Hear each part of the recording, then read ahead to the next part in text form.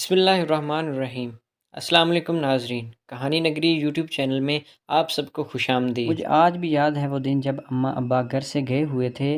میں اور افرا گھر پر اکیلے تھے۔ رات کے 8 بج رہے تھے۔ افرا میرے پاس آئی اور بولی، آپی مجھے تو بہت ڈر لگ رہا ہے، لگتا ہے جیسے کوئی آ جائے گا۔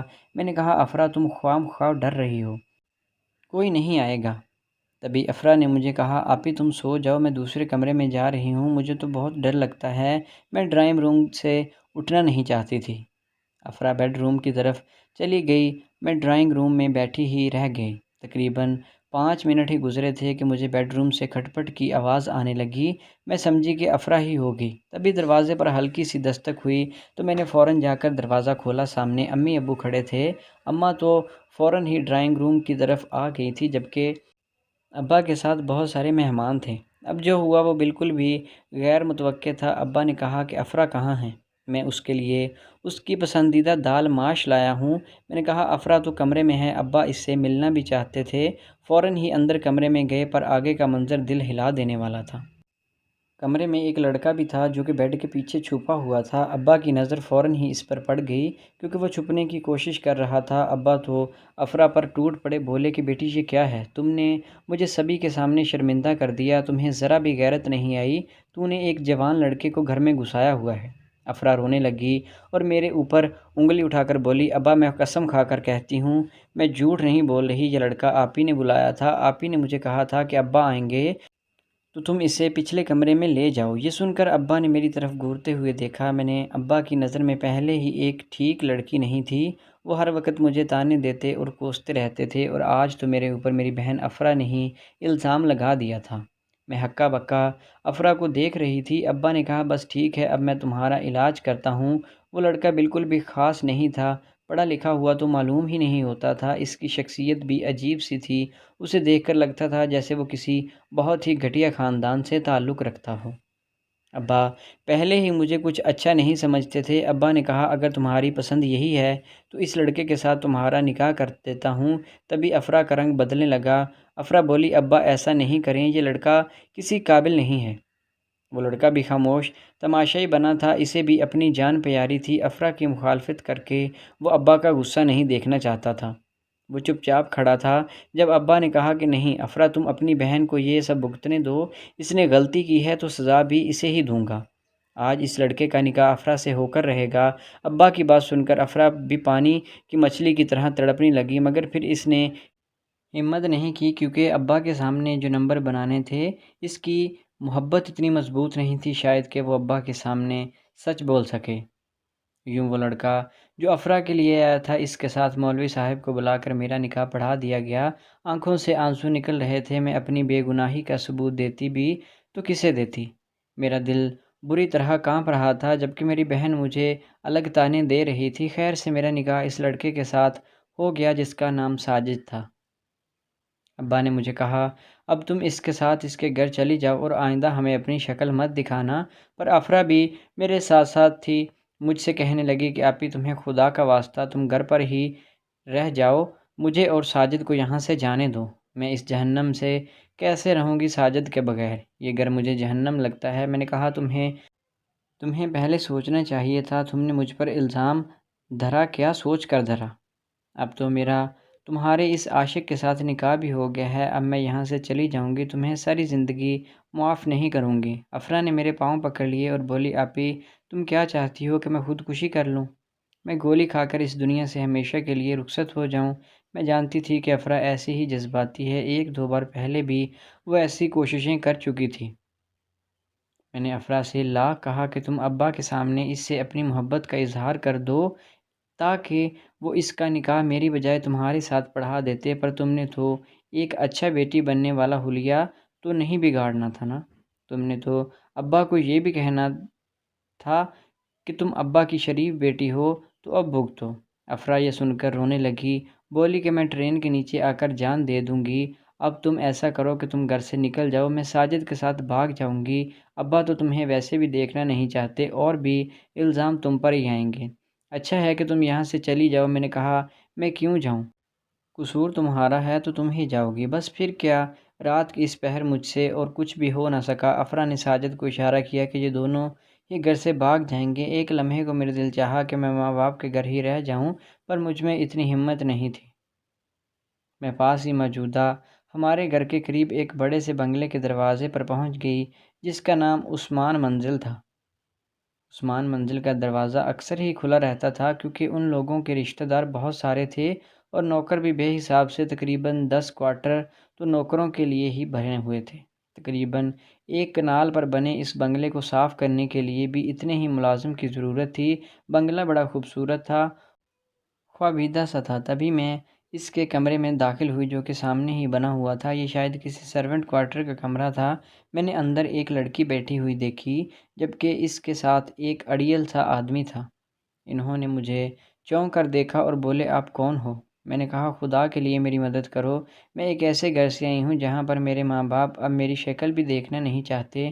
وہ آدمی مجھ سے ہمدردی کرتے ہوئے بولا، آ جاؤ بیٹی، ہمارے ساتھ بیٹھ جاؤ، مجھے بتاؤ کیا ہوا ہے۔ میں نے اس بوڑھے آدمی کو اپنی بات تفصیلاً سمجھا دی۔ وہ بولا، ٹھیک ہے کہ تم ایسا کرو، میرے ساتھ ہی رہو، میں تمہارا کوئی نہ کوئی بندوبست کر دوں گا۔ میں جانتی تھی کہ بندوبست سے مراد اس آدمی کی کیا تھی۔ یقیناً یہ مجھے کسی اور کے ساتھ بیانے کے چکروں میں تھا۔ میں بھی شادی کے جھنجٹ میں نہیں پڑنا چاہتی تھی۔ جانتی تھی کہ اس سب میں میرا کوئی قصور نہیں تھا، پر پھر بھی مجھے نکاح کے بندھن میں باندھ کر ذلیل و رسوا کیا گیا، تو کل کو اگر مجھ سے کوئی غلطی ہو گئی تو کیا ہوگا؟ مختلف باتیں میرے ذہن میں آ رہی تھیں۔ میں نے اور کچھ نہیں کیا سوائے اس کے کہ اس آدمی کو اپنی بات بتا دی۔ مطلب پورا دن میں اسی کمرے میں رہی۔ یہ تنگ و تاریک جگہ تھی، یہاں پر تو سانس لینا بھی دشوار ہو رہا تھا۔ مجھے وہ لڑکی آ کر صبح صبح کہنے لگی، ابا تمہیں کہیں لے کر جانا چاہتے ہیں، اگر تم نے اپنی زندگی اچھی بنانی ہو تو ابا کے ساتھ چلی جاؤ، پہلے بھی ابا نے بہت ساری لڑکیوں کی مدد کی ہے۔ میں نے کہا، ٹھیک ہے، اگر تمہارے ابا اتنا ہی ہمدرد ہے تو میں اس کے ساتھ چلی جاتی ہوں۔ میں وہ آدمی جس کا نام رشید تھا، اس کے ساتھ گاڑی میں بیٹھ کر شہر آ گئی، اگرچہ یہ بھی شہر ہی تھا جہاں سے ہم لوگ نکلے تھے، پر پھر بھی وہ ایک بڑے شہر کر جا رہا تھا۔ رشید مجھ سے کہنے لگا کہ تمہیں ایسی جگہ لے کر جاؤں گا جہاں تمہاری بہت قدر ہوگی، تم نے شادی کا مزہ تو چکھ لیا ہے، اب تم نوکری کر کے اپنے پاؤں پر کھڑی ہو جاؤ تو تمہاری زندگی آسان ہو جائے گی، ورنہ تم اسی طرح کسی نہ کسی مرد کی محتاج رہو گی۔ میں نے اس بوڑھے آدمی کا شکریہ ادا کیا۔ میں نے کہا، چچا، اگر آپ نہ ہوتے تو میں کہاں جاتی؟ میری تو زندگی برباد ہو گئی تھی۔ وہ آدمی مکاری سے بولا، بس اب تم ہر روز عیش کرو گی، تم دیکھ لینا، تم جہاں جاؤ گی وہاں روشنیاں ہی روشنیاں ہوں گی، تمہاری تنخواہ بھی بہت اچھی ہوگی۔ میں بے وقوف بھی چچا کی باتوں پر آ کر بہت خوش ہوئی تھی۔ تبھی اس نے گاڑی بڑے سے محل کے سامنے روکی۔ یہ تو لگتا تھا کہ کوئی نور محل ہو۔ اس سے پھوٹتی ہوئی روشنیاں میری آنکھوں کو چندھیا رہی تھی۔ میں نے دیکھا یہ بہت ہی بڑا علاقہ تھا، پر یہاں آس پاس چھوٹی چھوٹی تنگ تری گلیاں تھیں۔ چچا بولا کہ تمہیں بس یہاں پر سلائی کڑھائی کا کام کرنا ہوگا۔ میں نے کہا، چچا مجھے تو وہ نہیں آتا۔ بولا کہ تمہیں یہاں پر سکھا دیں گے، دیکھو یہاں تو ساری لڑکیاں ہی ہیں۔ میں نے دیکھا واقعہ ہی دروازوں کھڑکیوں پر عورتیں ہی عورتیں تھیں۔ میں نے کہا، یہاں کوئی جشن ہے کیا؟ سب عورتیں کھڑکیوں پر ہی موجود ہیں۔ بولا کہ ہاں، آج ان کی بڑی ماں کی سالگرہ ہے، اسی لیے لوگوں نے یہاں پر بہت ساری روشنی کر رکھی ہے۔ مجھے سمجھ نہیں آ رہا تھا یہ کون سی جگہ ہے، چچا مجھے یہاں کیوں لایا ہے؟ اور وہ مجھے اس گھر کے دروازے پر وہ چلا گیا۔ میں ابھی ادھر ہی دیکھ ہی رہی تھی کہ ایک لڑکی آئی جو کہ کسی مرد سے کم طاقت نہیں رکھتی تھی۔ اس نے مجھے گھسیٹ کر اندر لایا اور بولی، یہاں بیٹھ جاؤ، تجھے مالکن کے سامنے پیش کرتی ہوں۔ اس لڑکی کا لہجہ عجیب سا تھا، اس نے کپڑے بھی باریک پہنے ہوئے تھے جس سے اس کا بدن صاف نظر آ رہا تھا۔ گہرا کاجل اور لال لپسٹک، مجھے وہ بہت بری لگ رہی تھی۔ سوچا کہ چلو آئندہ اس سے دوستی نہیں رکھوں گی۔ ایک بار اس نے بس مجھ سے بات کر لی، ورنہ تو امی کہتی تھی کہ ایسی لڑکیوں سے دور ہی رہنا چاہیے۔ میں حیران تھی کہ یہاں پر سب لڑکیوں نے ایسے ہی باریک اور بیہودہ کپڑے پہن رکھے تھے۔ خیر، اب میں اپنے کمرے میں تھی جبکہ وہ عورت آ گئی، میرے سامنے آ کر بیٹھی۔ مجھے دیکھتے ہی اس نے اپنے ہونٹوں پر زبان پھیری۔ اس کی زبان کالی سیاہ تھی اور ہونٹ بھی کالے تھے، پر لپسٹک کی لالی میں چھپے ہوئے تھے۔ بولی کہ تو بہت ہی زبردست مال ہے۔ اس کے منہ سے مال کا لفظ سن کر میں حیران رہ گئی تھی۔ کوئی سبزی تو نہیں تھی وہ جو مجھے مال کہہ رہی تھی؟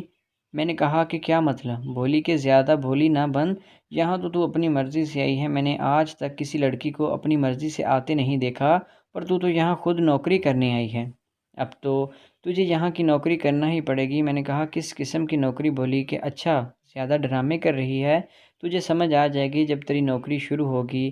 اس نے ایک ایک لفظ چباتے ہوئے بولا اور وہ وہاں سے چلی گئی۔ میں حیران پریشان تھی کہ آخر میں کہاں آ گئی ہوں۔ تبھی ایک لڑکی بلکہ دو لڑکیاں آئیں اور مجھے لے کر دوسرے کمرے میں چلی گئی۔ انہوں نے میرے بال بنانا شروع کر دیے۔ میں تو خوش تھی، بڑے سے شیشے کے سامنے خود کو تیار ہوتا دیکھ رہی تھی۔ انہوں نے میرے چہرے پر خوب پاؤڈر لگایا، مجھے اچھے کپڑے پہنائے، بال وغیرہ بنائے اور پھر ایک کمرے میں بٹھا دیا۔ ہنستی ہوئی وہاں سے چلی گئی۔ میں تو مکمل طور پر دلہن لگ رہی تھی۔ میرے ہوش تو تب اڑے جب ایک نوجوان اس کمرے میں داخل ہوا۔ اس نے دروازہ بند کیا، مجھ سے کہنے لگا، آج تک ایسی خوبصورت میں نے نہیں دیکھی۔ اب میں سمجھ گئی تھی کہ میں کہاں آ گئی ہوں۔ میں ایسی جگہوں کا تو صرف نام ہی سنا تھا، کبھی سوچا بھی نہیں تھا کہ کبھی ایسی جگہ پر قدم بھی رکھوں گی۔ میں نے تو اس چچے پر بھروسہ کر کے یہاں تک آ گئی۔ یا اللہ، میں کتنی بے شرم ہوں، میں کتنی بے حیا ہوں، تو مجھے معاف کر دے۔ میں خود کو ہی کوسنے لگی، میرا دل خون کے آنسو رو رہا تھا۔ میں نے اسے اور بھی کچھ نہیں کہا۔ میں اپنی جگہ سے اٹھی اور نوجوان کے قدموں میں اپنا سر رکھ کر کہا، اگر تم نے زندگی میں کبھی کوئی نیکی کرنی ہے تو خدا کے لیے مجھے اس جہنم سے نکال دو۔ میں یہاں انجانے میں آ گئی ہوں، میرا چچا مجھے یہاں بھیج کر چلا گیا ہے۔ مجھے نہیں معلوم تھا یہ کیسی جگہ ہے، شریف لڑکی ہوں، آج تک کسی نے میرا بال بھی نہیں دیکھا۔ یہ سن کر اس لڑکے کو تو جیسے کوئی بجلی کا جھٹکا لگا ہو، وہ دو قدم پیچھے ہٹ گیا اور بولا، مجھے تو اس بائی نے کہا تھا کہ بہت شوقین لڑکی دے رہی ہوں، مگر تو بہت ہی شریف نکلی۔ میں ابھی جا کر اس کی طبیعت صاف کرتا ہوں۔ میں اس کے پاؤں پڑ گئی، بولی کہ خدا کے لیے ایسا مت کرو، وہ مجھے کسی اور کے ہاتھے لگا دے گی۔ تم ایک معقول نوجوان لگتے ہو، تمہیں تمہاری بہن اور ماں کا واسطہ، خدا تمہیں عزت دے گا، رتبہ دے گا۔ میں تم سے بھیک مانگ رہی ہوں اپنی عزت کی، مجھے یہاں سے نکال دو، مجھے اپنے گھر لے جاؤ، میں کہیں اور لے جاؤ پر یہاں سے نکال دو۔ میری بات سن کر وہ لڑکا سوچ میں پڑ گیا، بولا کہ تم سچ کہہ رہی ہو؟ میں نے کہا، تم میرے سر پر قرآن رکھو، میں سچ کہہ رہی ہوں۔ میرے آنکھوں سے ٹپ ٹپ گرتے ہوئے آنسو دیکھ کر وہ سمجھ گیا تھا کہ میں واقعی میں سچی ہوں۔ میرا دل کانپ رہا تھا، خدا جانے یہ نوجوان میری مدد کرے گا یا مجھے لوٹ کر چلا جائے گا۔ پر وہ انسان تھا، ایک اچھا انسان۔ اس نے اپنی جیب سے موبائل نکالا اور ایک نمبر ملانے لگا، پھر اس نے فون کر کے اپنے دوست سے کہا کہ میری گاڑی لے کر باہر آ جاؤ، اور ہاں اگر زیادہ کوئی چوں چاں کریں تو اپنے ساتھ دو چار بندے بھی لے آنا۔ میں حیران تھی، یہ لڑکا تو واقعی بہت طاقتور تھا۔ عموماً ایسی جگہوں پر آنے والے غریب گھروں کی یا پھر چھپن چھپائی کرنے والے ہی لوگ آتے ہیں، امیر تو ایسی جگہوں پر نہیں آتے، ان کے تو گھر ہی سارا سامان دستیاب ہوتا ہے۔ پھر جب وہ گاڑی لے کر باہر آیا، یعنی اس کا دوست نے باہر جا کر گاڑی کھڑی کی، تو کوٹھے والوں کی بھی ہوا نکل گئی۔ وہ مجھے ان کے سامنے لے گیا اور بولے تک نہیں، بس اسے گالیاں دیتے رہے۔ اس لڑکے جس کا نام علی تھا، اس نے ایک گاڑی میں لاکھ روپے کے نوٹ اس بائی کی طرف پھینکے اور مجھے گاڑی میں بٹھا کر وہاں سے نکال کر لے گیا۔ میں بہت خوش تھی، دل ہی دل میں اللہ کا شکر ادا کر رہی تھی کہ اس نے مجھے ایک ایسی جگہ سے نکال دیا تھا، پر میں کیا جانتی تھی کہ زندگی نے ابھی بھی اور آزمائش میرے سر پر رکھی ہے۔ وہ مجھ سے کہنے لگا، اگر تم واقعی ایک شریف لڑکی ہو تو اب تمہیں اپنی عزت دار زندگی کے بارے میں سوچنا چاہیے۔ میں تمہیں یہاں اس لیے لے کر آیا ہوں تاکہ تمہارے ماں باپ کو ڈھونڈ سکوں۔ تمہارے ماں باپ تمہیں مل گئے تو وہ یقیناً تمہیں قبول کر لیں گے۔ کوئی بھی ماں باپ یہ نہیں چاہتے کہ ان کی بیٹی اس طرح کوٹھوں پر پامال ہوتی رہے۔ میں اس کی بات سن کر پریشان ہو گئی تھی، منع بھی نہیں کر سکتی تھی کہ ماں باپ کے پاس جانا نہیں۔ اگر منع کرتی تو وہ یہی سمجھتا کہ میں شاید خراب لڑکی ہوں جو اپنے ماں باپ سے چھپ رہی ہوں، اسی لیے میں نے اسے کچھ نہیں کہا۔ بڑی مشکل سے ایک مہربانی کا سہارا ملا تھا، سو میں خاموش ہو کر بیٹھ رہی تھی، اور تقریباً 1 گھنٹے بعد اس آدمی نے مجھے اپنے گھر کے سامنے اتارا، بولا کہ کیوں میں تمہیں اسی معیوب جگہ سے لے کر آیا ہوں، سو اپنے گھر نہیں لے کر جا سکتا، اسے اچھا ہے کہ تم میرے سرونٹ کوارٹر میں چلی جاؤ، میں تمہیں نور آنٹی کے ساتھ بھیج دیتا ہوں۔ اس لڑکے نے ایک بوڑھی سی عورت کو بلایا اور کہا، یہ لڑکی بے بس بے سہارا ہے، اسے لے جائے، اور ہاں اماں جی پوچھیں تو انہیں بتا دیجیے گا کہ آپ نے اسے کسی کے گھر سے لایا ہے، 2 4 دن میں یہ چلی جائے گی۔ لڑکے کی بات سن کر مجھے احساس ہوا تھا کہ یہ ایک رات اس کوٹھے میں لگانے سے میں کتنی بے وقت ہو چکی ہوں، یہاں تک کہ کسی کو بتا بھی نہیں سکتا کہ مجھے مدد کی خاطر یہاں لایا ہوں۔ میری آنکھوں میں آنسو تو آ گئے، پر اب میں حقیقت پسند ہو گئی تھی۔ میں کسی سے کوئی گلہ شکوہ بھی نہیں کرنا چاہتی تھی، نہ ہی مجھے کوئی امید تھی جو میں اس شخص کی اس بات پر اپنا دل توڑ بیٹھتی۔ میں نور آنٹی کے گھر چلی گئی۔ گھر کیا تھا، وہی 2 کمروں کا کوارٹر جہاں پر میری ساری کہانی شروع ہوئی تھی۔ کہیں میں دوبارہ سے ایسے موڑ پر تو نہیں آ گئی، پر ایسا کیسے ہو سکتا تھا؟ یہ جو شخص مجھے اس جگہ سے بچا کر لایا تھا، پر آنٹی واقعی ہی بہت زیادہ نیک اور اچھے اخلاق والی تھی۔ اس نے مجھ سے کہا میں تمہیں یہاں قرآن پاک بھی پڑھاؤں گی۔ وہ یہ نہیں جانتی تھی کہ میں اپنے ماں باپ کے پاس واپس چلی جاؤں گی۔ وہ سمجھ رہی تھی کہ میں ہمیشہ کے لیے یہاں آ گئی ہوں۔ کبھی مجھے اس کوارٹر کے حالات کے بارے میں بتاتی، تو کبھی بنگلے کے مالکوں کے بارے میں بتاتی کہ مالک اور نوکر کے فرق نہیں سمجھتی، میں تو ایک عزت دار گھرانے کی لڑکی ہوں۔ وہ مجھے بار بار کہتی کہ تم ان کی وفادار ہوگی تو تمہیں نوازیں گے، تمہاری شادی بھی، تمہیں جہیز بھی دیں گے۔ صبح کیسے ہوئی میں نہیں جانتی، بہرحال جب صبح ہوئی تو وہ لڑکی میرے پاس آئی اور مجھ سے کہنے لگی تمہیں چھوٹے صاحب بلا رہے ہیں اور کہہ رہے ہیں کہ اچھی سی چادر اوڑھ کر آنا، اچھے کپڑوں پہن کر آنا، کیونکہ میں ابھی بھی انہی کپڑوں میں ملبوس تھی جو کہ مجھے اس کوٹھے پر پہنائے گئے تھے۔ اس لیے شاید اس لڑکے نے مجھ سے کہا تھا کہ میں اچھے کپڑے پہن کر آؤں۔ بہرحال میں نے اچھے سے کپڑے پہنے، چادر اوڑھی اور اس کے پاس جا کر کھڑی ہو گئی۔ وہ گاڑی لے کر باہر میرا انتظار کر رہا تھا۔ اس نے مجھے گاڑی میں بٹھایا اور بولا میں آج تمہیں اپنے ماں باپ سے ملوا کر ہی رہوں گا، بس تم نے ہمت نہیں ہارنی۔ ماں باپ سے کوئی جھگڑا تو نہیں ہے نا؟ میں انہیں تمہارے بارے میں یہ نہیں بتاؤں گا کہ تم مجھے کہاں سے ملی ہو، ورنہ وہ تمہیں قبول کرنے سے انکار کر دیں گے۔ تمہارے لیے یہی بہت ہے کہ تم گھر کے باہر رہ لی ہو۔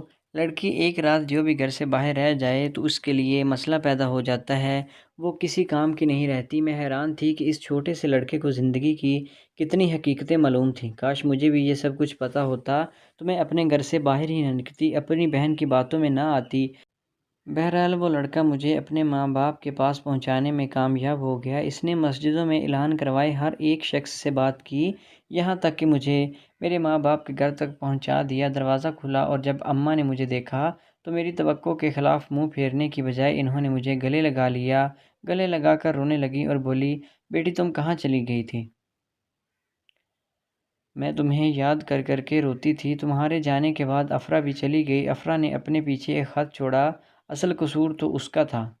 ہم نے تمہیں بلا وجہ ہی ایک شک کی بنیاد پر گھر سے دربدر کر دیا تھا، ہمیں معاف کر دو۔ میری ماں مجھ سے لپٹ کر رو رہی تھی، ابا کھڑے یہ منظر دیکھ رہے تھے۔ انہیں بھی احساس تھا کہ انہوں نے غلط کیا تھا، پر وہ بول نہیں رہے تھے، شاید غصے میں کیے گئے قدم کی وجہ سے ابھی بھی شرمندہ تھے۔ مجھ میں اپنے اماں ابا سے مل کر ذرا بھی خوشی نہیں ہوئی تھی، بس لگتا تھا کہ میں لڑتے لڑتے بچ گئی ہوں۔ اماں نے اس لڑکے کا شکریہ ادا کیا، وہ یہاں سے چلا گیا۔ ایسی کوئی فلمی کہانی میرے ساتھ پیش نہ آئی کہ اس لڑکے نے ہی مجھ سے شادی کی ہو۔ اماں ابا نے کچھ دن مجھے اپنے گھر پر بٹھا کر رکھا، پھر میری شادی ایک مقبول گھرانے میں کرنے کے لیے میرا رشتہ ڈھونڈنے لگے۔ بالآخر ایک اچھا لڑکا مل گیا۔ وہ لڑکا ایک اسٹور میں کام کرتا تھا، معقول تنخواہ لیتا تھا۔ میرے دل میں کسی کا قسم کا کوئی ملال نہیں تھا۔ میں جانتی تھی کہ مجھ جیسی لڑکی کو اس نے قبول کیا یہی بہت ہے، پر مجھے ڈر بھی لگ رہا تھا کہ کہیں لوگوں نے میرے شوہر کو میرے بارے میں بھڑکا نہ دیا ہو کہ ماضی میں اتنی راتیں گھر سے باہر بھی رہی ہوں۔ میرا شوہر حیدر بہت ایمان والا انسان تھا، اس نے مجھے اتنی ہمت دی کہ میں سارے دکھ درد بھول گئی۔ افرا کا آج تک معلوم نہیں ہو سکا وہ کہاں رہتی ہے، لیکن ایسے میں میرے دل میں ایک بوجھ ہے، سو وہ سب سے بڑا جو میرا پہلے نکاح ہوا تھا افرا کے شوہر کے ساتھ، دوسرا میرا اپنے شوہر کے ساتھ۔ افرا کا شوہر بھاگ گیا، پچھلے میں اکیلی رہ گئی تھی۔ ایسے میں میری شادی جب حیدر سے ہوئی تو کیا وہ نکاح ختم ہو جائے گا؟ میں اس سلسلے میں اتنی پریشان ہوں کہ بتا نہیں سکتی، کیونکہ کہنے کو وہ بھی میرا شوہر تھا، اس کے ساتھ بھی میرا نکاح ہوا تھا، پر پھر حیدر کے ساتھ بھی میری شادی ہو گئی، تو اب میں کیا سمجھوں کہ میں کس کی بیوی ہوں؟ کہیں مجھ پر کوئی گناہ تو نہیں ہوگا؟ اگر گناہ ہوگا تو اس کا کفارہ کیسے ادا کروں گی؟ اور ایسے میں مجھے کیا کرنا چاہیے؟ مجھ پر کیا حکم ہے؟ اگر آپ میری کہانی پڑھ رہے ہیں تو مجھے اپنی رائے سے ضرور آگاہ کیجیے گا۔ تو دوستو آپ کو آج کی کہانی کیسی لگی؟